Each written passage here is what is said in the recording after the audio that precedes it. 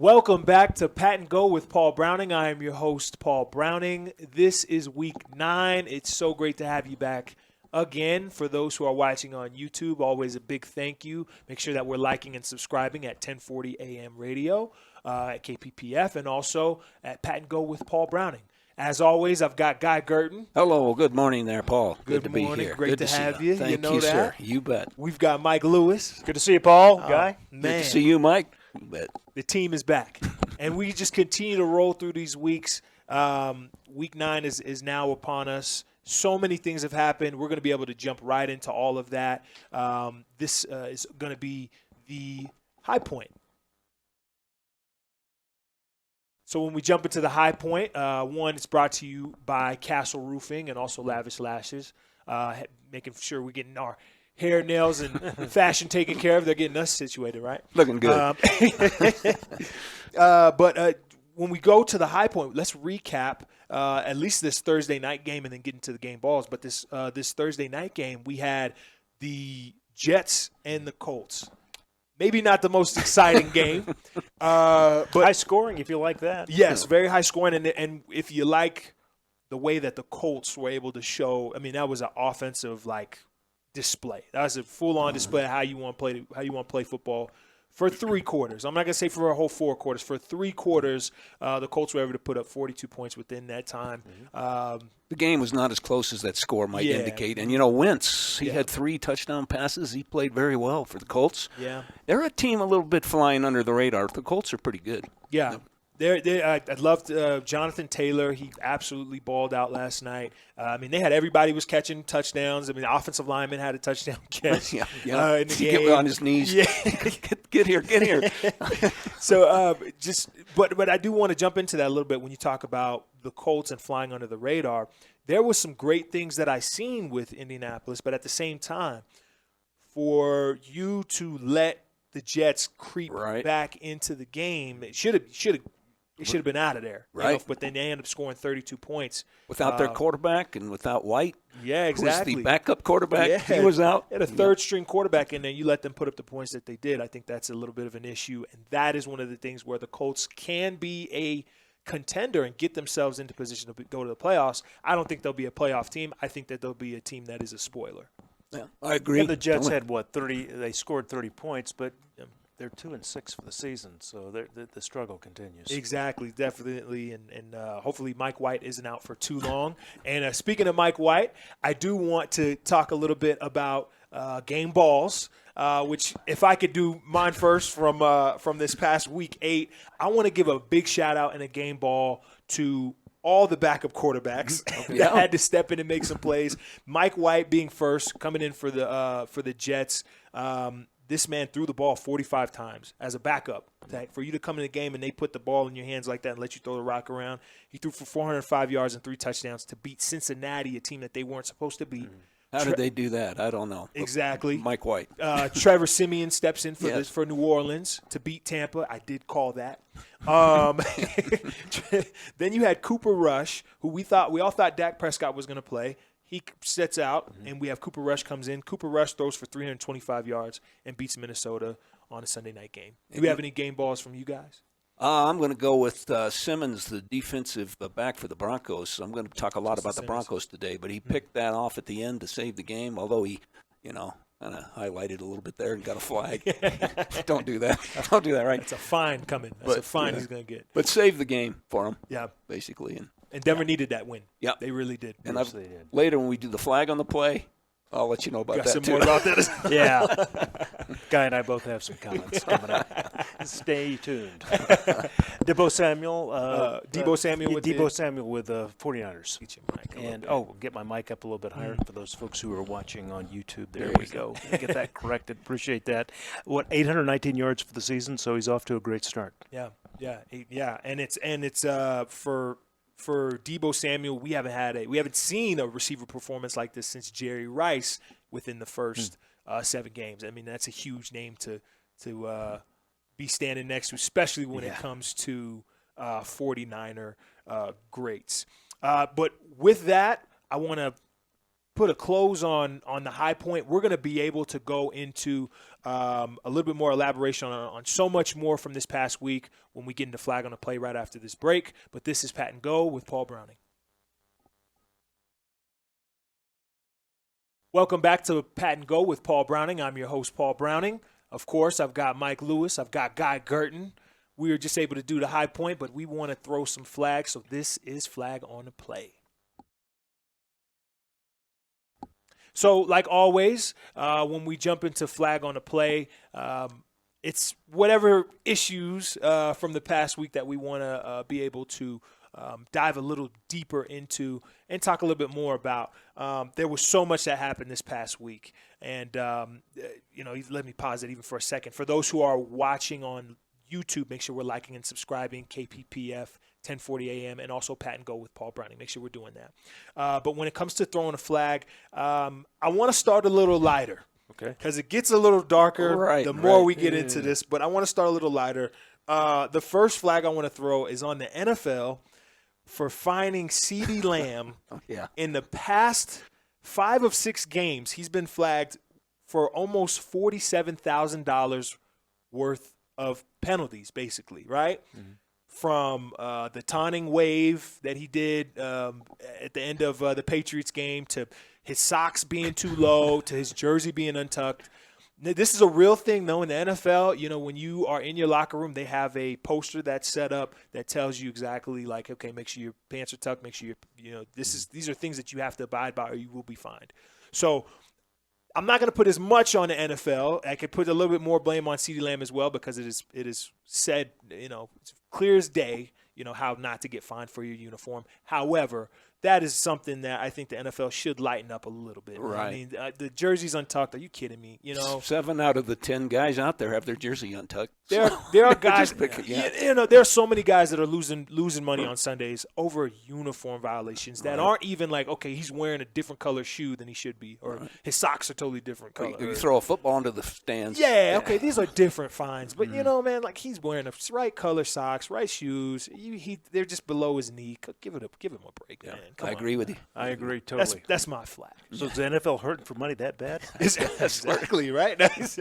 Where's the money go? Yeah. Mike, did you have a flag? Oh, I got a couple of them. All right. I started the season with you, Paul. Yeah. Before Guy joined us, that I was singing Von Miller's praises, and then I wake up and find out what is going on. They're trading Von Miller. No. And I don't think Von wanted to go either. No.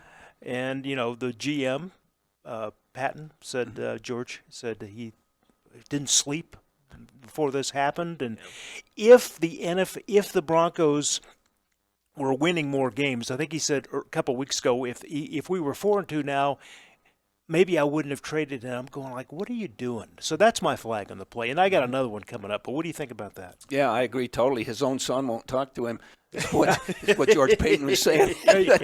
But, Vaughn, actually, we haven't heard his name much in playing. He's been injured. He's been hurt. Love Von Miller. Hate to see him go. He started off pretty hot, though. I want to say that, because I will say I think he was September's defensive player of the month for the AFC. I want to say he did. He played pretty well. It hasn't been Von Miller of the past, and he has been nursing that ankle and some other injuries, so I'm sure it's going to be the old Von Miller.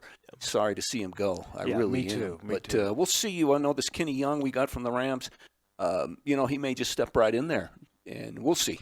See what happens. And I thought it was interesting what George also said, that he was trading him to a team that he thought had a chance to go to the Super Bowl. So he was trying to play up his decision well. Well, you know what Vaughn said? I went to bed 4-4 and I woke up 7-1. Well, I was going to say I think that has a little bit to do with the whole trade situation. Yeah. I think it is a little bit of the Broncos looking out for him and say, you know what, maybe we can have him win. I want to talk a little bit more about that when we jump into Under the Hood, but I think that's an excellent flag.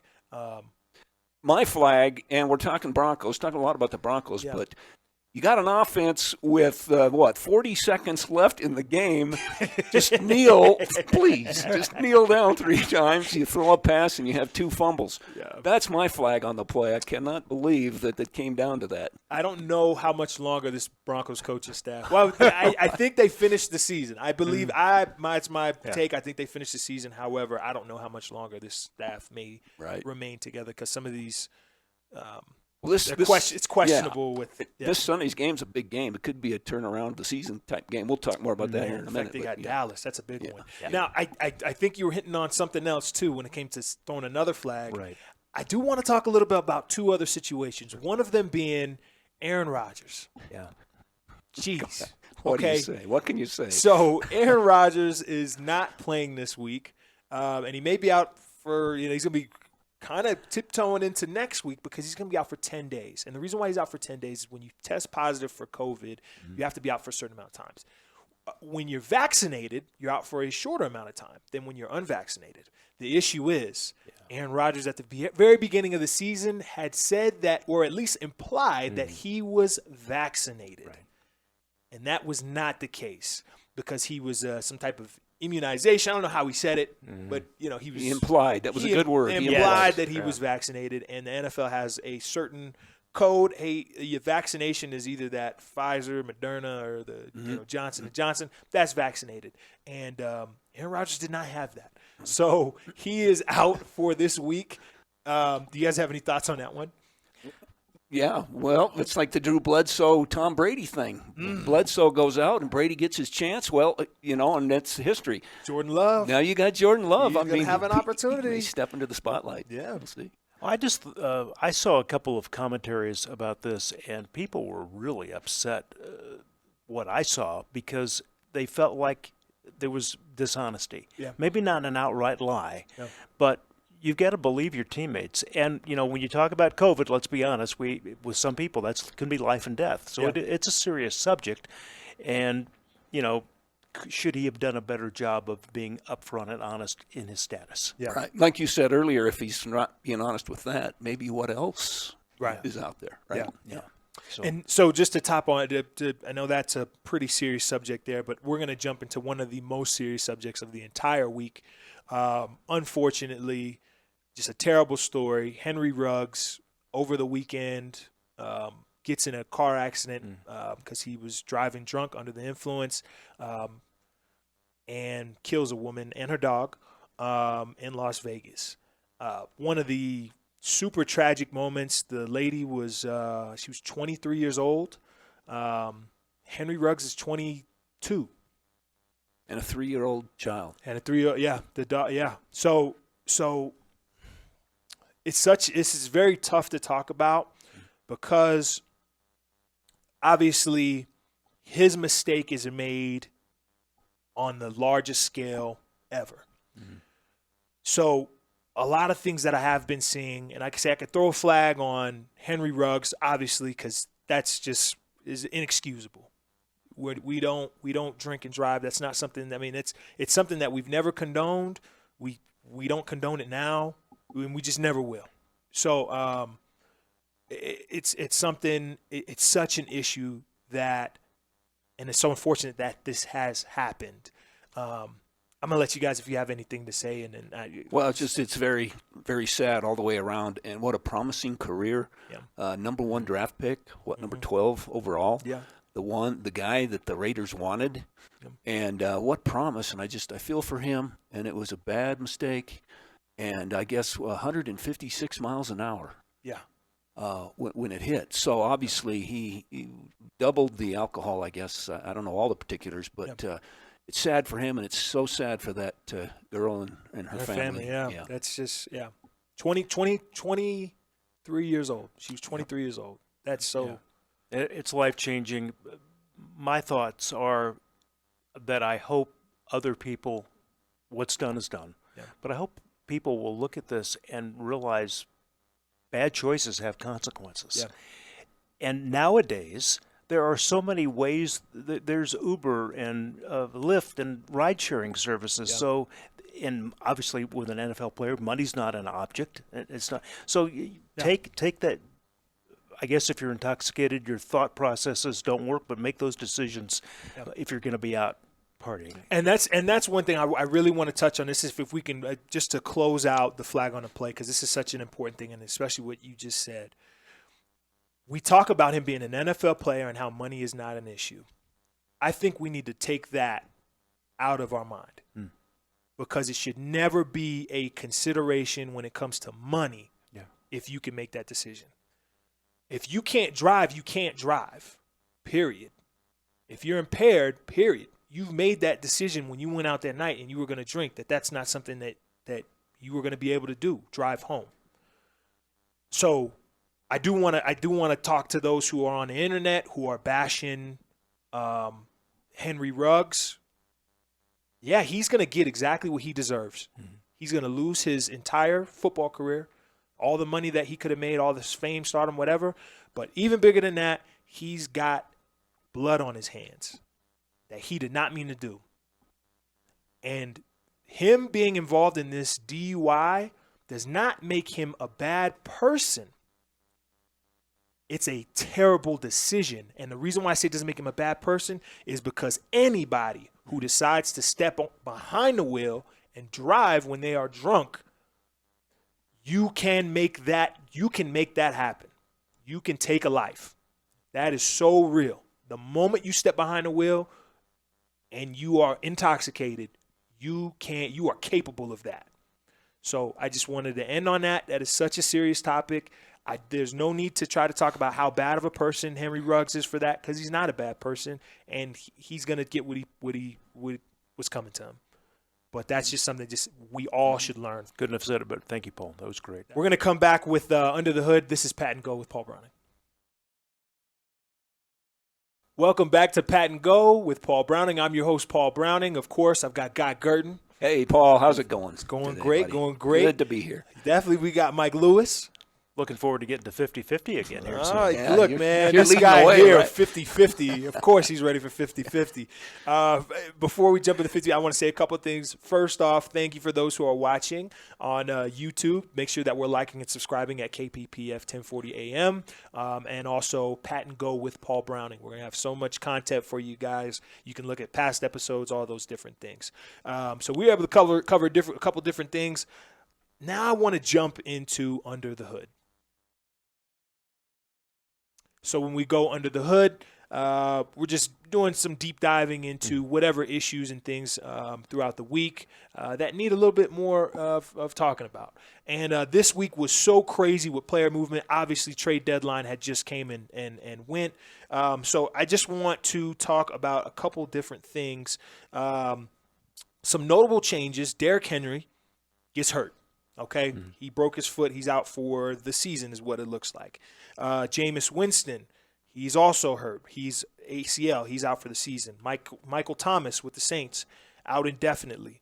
Aaron Rodgers out with COVID. Von Miller's traded. Adrian Peterson signs with the Titans. That's just a few to list off of the player movement that we've seen this past week. Absolutely incredible. But I do want to talk about something when it comes to player movement. I've said before on this show, the NFL stands for not for long, right?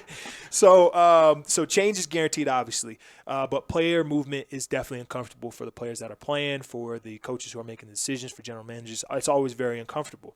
I've always hated the lack of loyalty, though, that an organization gives to its players.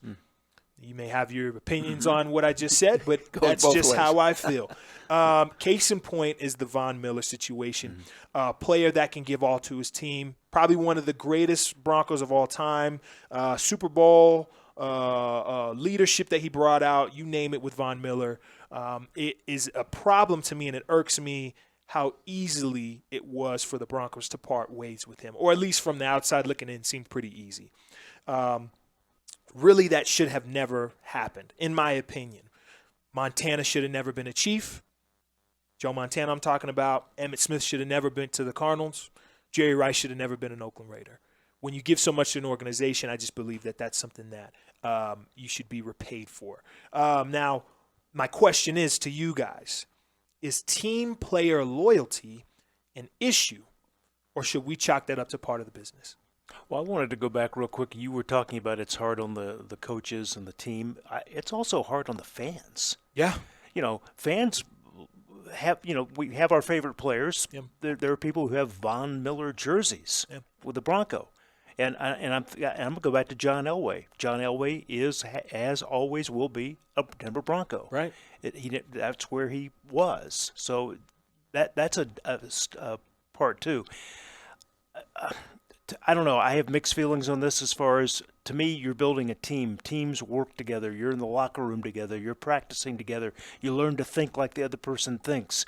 And there's something about that camaraderie. And, I was in the Navy for 21 years. And you develop that team workmanship, and you learn to fight and play as a team and work as a team and help each other. Yep. So I look at it more from the team perspective, but I understand the NFL is a business. Well, it's nothing new. It's been going on for years in any sport. Of course, Nolan Arenado with the baseball with the Rockies too. The same thing. It was Denver's hurting. Oh man, I tell you. And then for this to happen with Von Miller, and he had said that he was all in to get this season turned around with the Broncos. Wanted to be a part of it, but again, down the road here, let's see what happens. Yep. He was coming to the end of his contract. Mm-hmm. If you're looking at it on the business side of things, then now was the time. Yep. And as we mentioned earlier, Peyton's own child won't speak to him, I guess, because of Von Miller. But we're going to miss him, and I do believe he will be back to retire as a Bronco. They do that. I hope so. We often see that. We often do see that. I mean, when you look at the flip side of it, too, kind of what you were talking about with wanting to be there, we just seen in this past week, Odell gets released. Odell Beckham Jr., not a Cleveland Brown anymore. And that was a guy who very vehemently did not need to be in the building or didn't want to be in the building. LeBron James tweeted for us to let us know he didn't want to be there, and his dad let us know as well. So it does go both ways. Cleveland, even though it was a bad situation for them, cost-wise, cap space, they lost about $47,000 to releasing OBJ. They did it because of the team. So that's just where I put that up in the air, where a team was able to cut Odell because team, and then money didn't necessarily – it was something. There was a shot that they were willing to take. But then on the other end, a guy like Von Miller gives you all he's got. Well, and you get rid of him. I got a question. Yeah. Should Peyton Manning have ever been a Bronco? That's another one. There's so many guys where just they should never have worn a different jersey, and that's just one of the things with player loyalty. With that, I do want to wrap up Under the Hood, though. We do got to get into 50-50. Mike is so excited to just crush us again this week. So we're going to wrap up Under the Hood. That was brought to you once again by Lavish Lashes and Castle Roofing, taking care of all your roofing needs. So let's come back after this short break. We'll get into 50-50. This is Pat and Go with Paul Browning. Welcome back to Pat and Go with Paul Browning. I'm your host, Paul Browning. Of course, we've got Guy Girtin. We've got Mike Lewis. This is 50-50. It's time to pick them. So, 50-50. We've got all these games going. Great so title, much, by the way, 50-50. Could go either way. You know what I'm saying? I love it. But going back into the week 9 picks, I am 67-45, doing pretty good. Mike went 11-3 last week. How did he do that? Yeah. I don't know who you're talking Crystal to. ball. 75-37. Crazy. That's a crazy stat he's at. Guy, you're at 23-16. You're not doing too bad. But let's get into this week. We've got some great games lined up. To start off, we've got the Falcons heading down to New Orleans. This is on Fox. It's the first 11 a.m. game. Always a great matchup there. Always. The spread is going to the Saints. Mm-hmm. I'm going 7-point spread. I'm going with Saints and Simeon. At quarterback. Simeon. Well, Taysom Hill's also coming back, so we're going to have both of them. Saints win that one. I got the Saints too. Perfect. I'm going to go Saints. I'm just going to copy Mike that time. No, then on CBS, we've got the Cleveland Browns heading to Cincinnati to take on the Browns, the OBJ-less Browns, which this might be a good thing for the Browns. But there's a 2.5-point spread going to Cincinnati. I'm going to go with Cincinnati. Yeah. Bengals. I'm going to Cincinnati as well. They're a tough team to figure, but I think they'll win at home. Yeah. We've got Denver heading out to Dallas. Dallas has the 10-point spread. I see no reason of not going along with that. Dallas will win big. I'm sorry, but I'm going with the Cowboys this week. Mike is going against the Broncos. Record that. As I mentioned earlier, that old country song, right? The ride a cowboy, save a horse. Yeah. So that's what we're doing here. I got to go with the beloved Broncos because I'm going to see with the whole Von Miller situation, maybe that lights a fire. And it's a turnaround game for the season, Broncos. Perfect.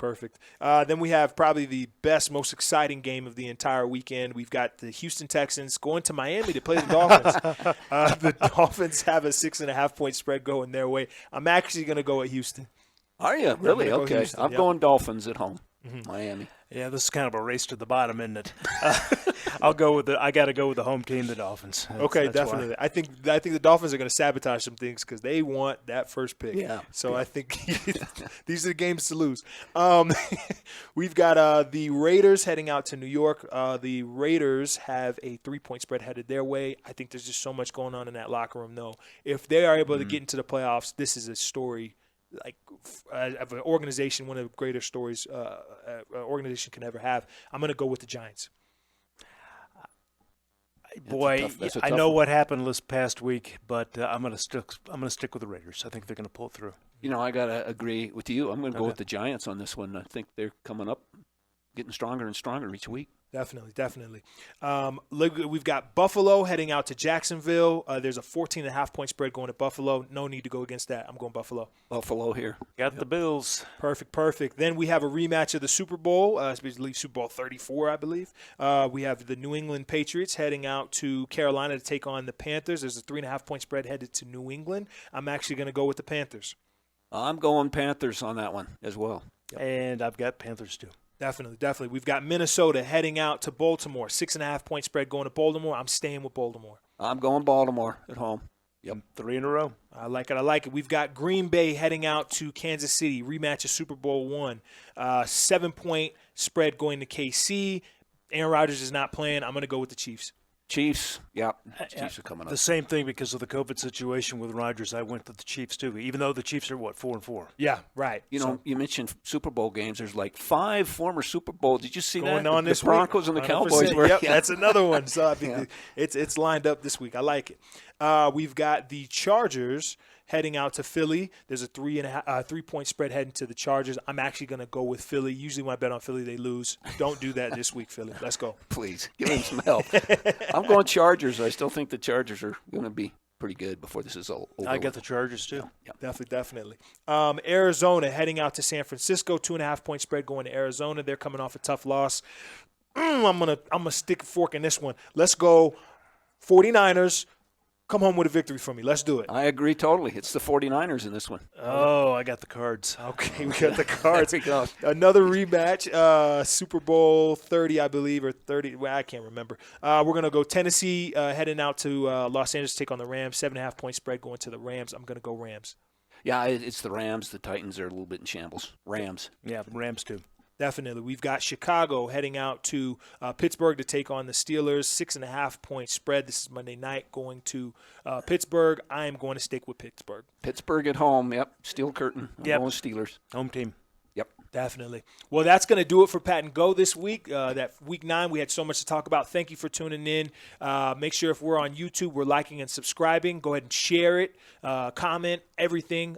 This is Pat and Go with Paul Browning and also 1040 KPPF. Make sure we're liking and subscribing there. To wrap it up, this is Pat and Go with Paul Browning. See you next week.